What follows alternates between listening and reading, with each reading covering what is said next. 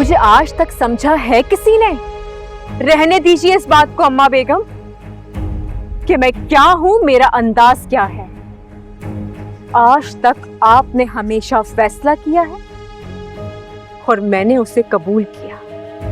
क्या बोले जा रही हो हया? मुझे ना सुनना है ना समझना है, लेकिन मेरी एक बात कान खोल के सुनो। मुबारक मस्तूर हम सब के लिए बहुत मोहतरम है। वो तुमसे जो भी बात करेंगी ना, तवज्जो से सुनना और याद रखो, उनसे मिलते वक्त बेजाद का नाम अपने दिमाग के किसी भी गोशे में मत लाना। मैं तुम्हारी जुबान पे कोई ऐसा लफ्ज ना सुनूं जिससे मुबारक मस्तूर को तुम्हारे पर कोई शक या शुबा हो। इस जुबान को काबू में रखना, मैं कोई तमाशा बर्दाश्त नहीं करूंगी। अम्मा बेगम, आप वो बात कर रही हैं जो मेरे खुद के इख्तियार में ही नहीं है। जानती नहीं हो, एहसास तो मेरे जहन से कभी जुदा ही नहीं होता। और आप क्या कह रही हैं कि मैं बेजाद को अपने दिलो दिमाग से निकाल कर फेंक दूं? ऐसा कैसे हो सकता है?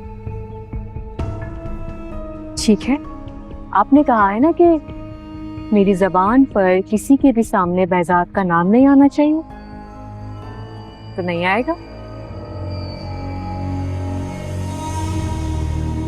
लेकिन मैं बेजाद को अपने दिल से कभी नहीं निकाल सकती। इसीलिए मेरे दिल में क्या चल रहा है, मेरे दिल में झांकने की कोशिश मत कीजिए। होश करो आया, तुम फिर वही बातें कर रही हो। क्या मुबारक मस्तूर तुम्हें अपनी बहू बनाने वाली है और तुम किसी और को दिल में छुपाने का राग गा रही हो? ठीक है, आप चाहती हैं ना कि मैं रूहान मुबारक की दुल्हन बन जाऊं? आपका ये फैसला भी सर आंखों पर, लेकिन बेजाद को भूल जाऊं ये मुमकिन नहीं। हया, ठीक ही तो कह रही हूं मैं। आप चाहती हैं ना कि मुबारक मस्तूर की बहू बनूं मैं, तो मैं राजी हूं। क्या हो गया कि अब भी खुश नहीं है आप मुझसे? खुश हूं, तुमसे एहतजाज का खौफ था, लेकिन तुम राजी हो?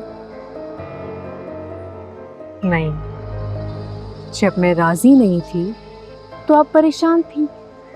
अब मैं राजी हूं तो आप हैरान हैं।